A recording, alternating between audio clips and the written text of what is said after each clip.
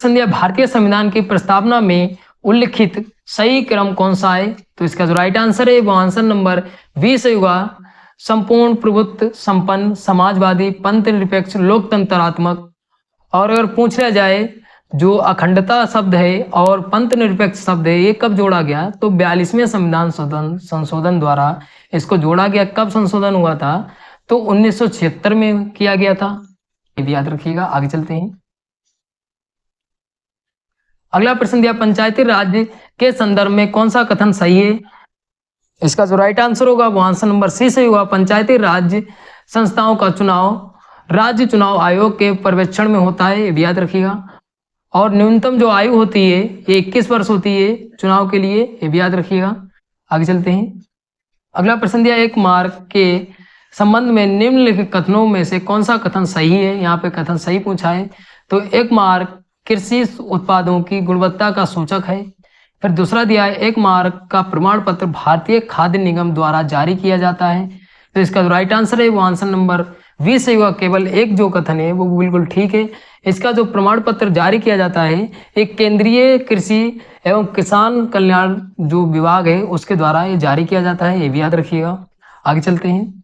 अगला प्रश्न दिया, उत्तर प्रदेश के संदर्भ में निम्नलिखित कथनों में से कौन सा कथन सही है? यहाँ पे सही कथन पूछा है। पहला कथन दिया है, उत्तर प्रदेश 9 आर्थिक क्षेत्रों में बटा है। फिर दूसरा दिया है, उत्तर प्रदेश में 11 कृषि जलवायु क्षेत्र हैं। तो इसका जो राइट आंसर है वो आंसर नंबर 20 सही होगा। ना तो एक ना तो दो सही है, कोई भी कथन सही नहीं है। जो आर्थिक क्षेत्र है वो 4 क्षेत्रों में बांटा गया है। कौन कौन से हैं?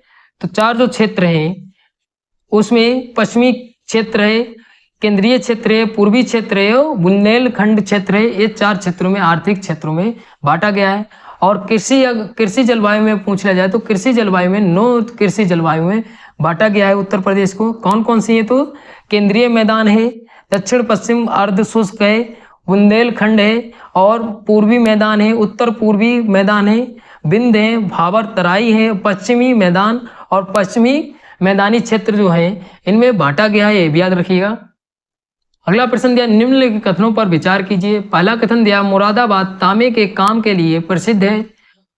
उसने दुनिया भर में हस्तशिल्प उद्योग में अपनी एक अलग पहचान बनाई है। फिर दूसरा कथन दिया है, मुरादाबाद विशेष आर्थिक क्षेत्र उत्तर भारत में उत्तर प्रदेश सरकार द्वारा विकसित पहला सेज है। तो आंसर देख लेते हैं इसका जो राइट आंसर होगा वो आंसर नंबर डी वाला होगा। कथन नंबर 2 जो है वो बिल्कुल ठीक है। जो मुरादाबाद है ये तांबे के लिए नहीं बल्कि पीतल के लिए जाना जाता है, ये भी याद रखिएगा। इसलिए कथन नंबर 1 जो है वो गलत हो जाता है। आगे चलते हैं। अगला प्रश्न दिया है, कथन और कारण दिया है।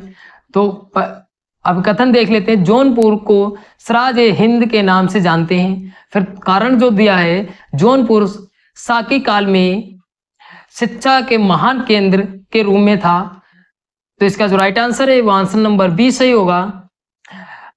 कथन और कारण दोनों सत्य हैं और कथन और कारण व्याख्या भी करता है। अगर पूछ लिया जाए जौनपुर की स्थापना किसने की थी तो फिरोज शाह तुगलक ने की थी। और किसकी याद में की थी? तो अपने भाई की याद में, जोना खां जो था भाई इनका, उसकी याद में जौनपुर की स्थापना की थी, ये भी याद रखिएगा। आगे चलते हैं। अगला प्रश्न दिया है, निम्नलिखित में से रॉकेट किस सिद्धांत पर कार्य करता है? तो इसका जो राइट आंसर है वो आंसर नंबर सी सही होगा, गति का संरक्षण। आगे चलते हैं। अगला प्रश्न दिया, निम्नलिखित कथनों में से कौन सा कथन गलत है? यहाँ पे गलत कथन पूछे हैं तो इसका राइट आंसर देख लेते हैं। इसका जो राइट आंसर होगा वो आंसर नंबर डी सही होगा। कथन बी और कथन सी और कथन डी जो है वो गलत है।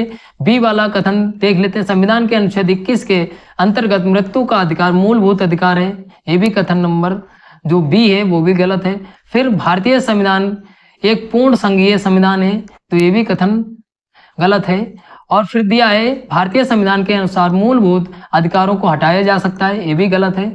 तो कथन नंबर जो सही आंसर होगा वो आंसर नंबर डी सही होगा। बी सी डी जो कथन है वो गलत है और गलत ही कथन पूछा था, तो कथन नंबर ए जो है वो बिल्कुल ठीक है। आगे चलते हैं। अगला प्रश्न दिया, सूची 1 को सूची 2 के साथ सम्मिलित कीजिए, सही उत्तर चुनिए। एक तरफ अकादमी नाम दिए और एक तरफ स्थापना वर्ष दिया है। तो राज्य ललित कला अकादमी लखनऊ, इसकी जो स्थापना हुई थी 1962 में हुई थी। फिर उत्तर प्रदेश संगीत नाटक अकादमी लखनऊ में है, इसकी स्थापना जो हुई थी ये हुई थी 1963 में। ये वाला दिया है भारतेंदु नाट्य अकादमी लखनऊ, इसकी जो स्थापना हुई थी वो 1975 में हुई थी। फिर अयोध्या शोध संस्थान अयोध्या, इसकी जो स्थापना हुई थी वो 1986 में हुई थी। तो इसका जो राइट आंसर हो जाता है वो आंसर नंबर ये सही होगा। आगे चलते हैं। फिर एक कथन और कारण का प्रश्न दिया है। प्रश्न दिया है संविधान संघ की कार्यपालिका शक्ति भारत के राष्ट्रपति में निहित करता है। फिर कारण दिया है भारत का राष्ट्रपति राज्य का संवैधानिक प्रमुख होता है। तो इसका जो राइट आंसर है वो आंसर नंबर ये सही होगा। कथन और कारण दोनों सही है और व्याख्या भी करता है। और अगर अनुच्छेद पूछ लिया जाए कि कौन जो भारत का राष्ट्रपति है जो कार्यपालिका की शक्ति है कौन से अनुच्छेद के तहत निहित करता है, तो अनुच्छेद 53 के तहत, ये भी याद रखिएगा। आगे चलते हैं। अगला प्रश्न दिया निम्नलिखित युग्मों में से कौन सा युग्म सही सुमेलित है। तो इसका जो राइट आंसर होगा वो आंसर नंबर सी से होगा। बागबनी इमली शहीद स्मारक जो है वो फतेहपुर में है, ये भी याद रखिएगा। चीनी मंदिर जो है वो महोबा में नहीं बल्कि कहाँ है चीनी मंदिर, तो कुशीनगर में है, कुशीनगर। और देवी पाटन मंदिर जो है ये कहाँ पे है, तो बलरामपुर में है, बलरामपुर। समस्तपुर पश्चिम बिहार जो है वो अमेठी में नहीं बल्कि कहाँ है, तो रायबरेली में है। आगे चलते हैं।